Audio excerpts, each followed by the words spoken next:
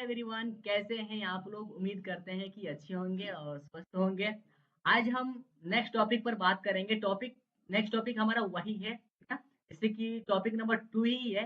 जैसे कि इसके पिछले वीडियो में हमने टॉपिक नंबर 2 में जो पेमेंट कर रहे थे, तो हमने सिंपल एंट्री कर रहे थे, तो पूरा कवर हो गया था। लेकिन इसी में मैंने बताया था कि एडवांस एंट्री भी करना सिखाएंगे, लेकिन उस वीडियो में तो कवर हो नहीं पाया। लेकिन इस वीडियो में हम उस एडवांस एंट्री को कवर कर लेंगे, ठीक है ना।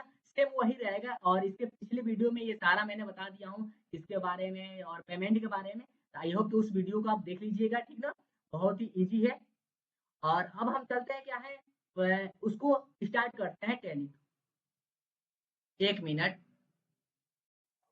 तो हम अपने होम स्क्रीन पर आ गए हैं। अब हम टैली को ओपन करेंगे। यहाँ से टैली को ओपन कर लेते हैं डबल क्लिक करके, और फिर कंपनी को सिलेक्ट करेंगे। और कंपनी को सिलेक्ट करने के बाद से अपने गेटवे ऑफ टैली में जाएंगे। यहाँ से हमने कंपनी सिलेक्ट कर लेते हैं। कंपनी हम ऑलरेडी पहले से बनाए हैं, तो उस कंपनी को मैंने सिलेक्ट कर लिया, ठीक ना। कंपनी को सिलेक्ट करते ही हम गेटवे ऑफ टैली में आ गए। इसमें देखिए यहाँ पर लेफ्ट साइड में कंपनी नेम, राइट साइड में सारे मेनू दिखाई दिए हुए हैं, ठीक ना। तो वो थोड़ा सा भी ये अलग नहीं है, थोड़ा सा डिफरेंट है बस। मल्टीपल में और सिंगल एंट्री में, तो उससे क्या हो रहा था ना, जो भी हम एंट्री कर रहे थे, जो बाउचर के अंदर एंट्री कर रहे थे, उसमें डेबिट और क्रेडिट का ऑप्शन नहीं आ रहा था।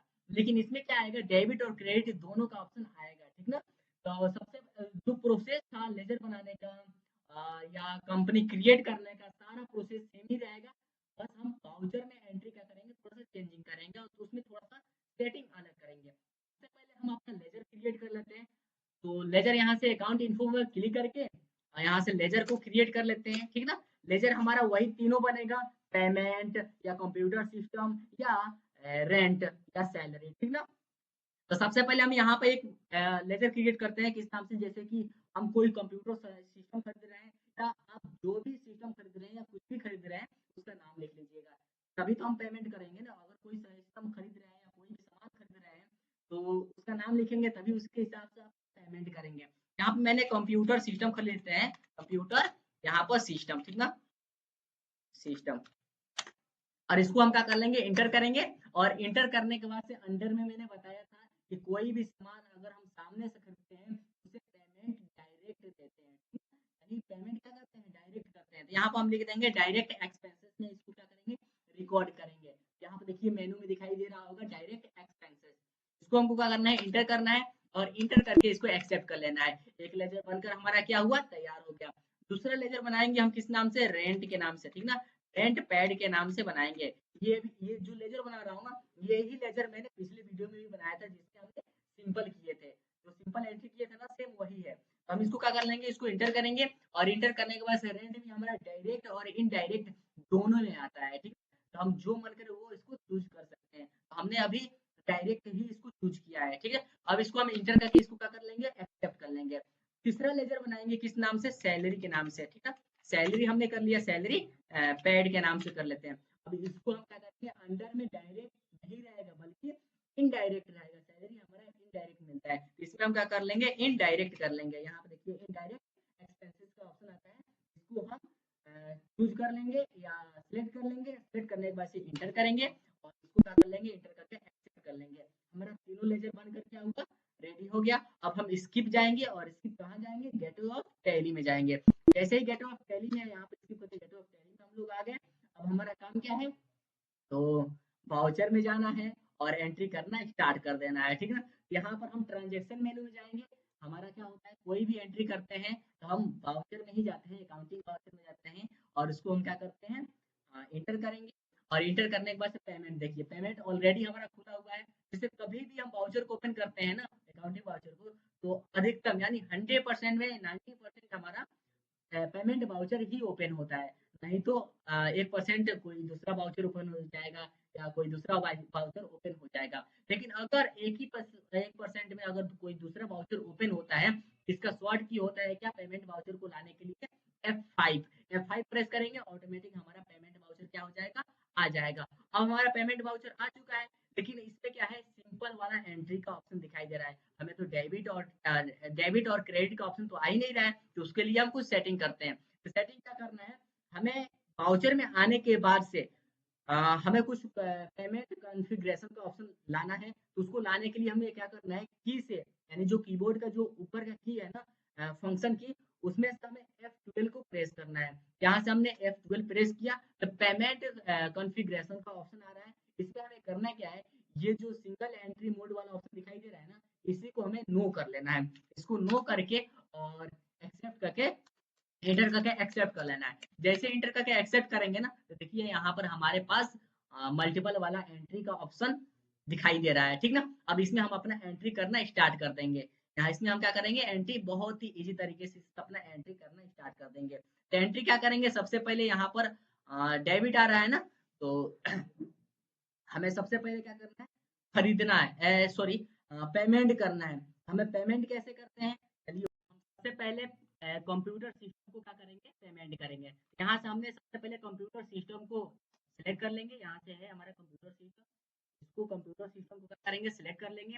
और सिलेक्ट करने के बाद से इसका अमाउंट पूछेगा कि कंप्यूटर सिस्टम कितने को मिलता है। तो सपोज हम इसमें 5,000 रुपया फिल कर लेते हैं।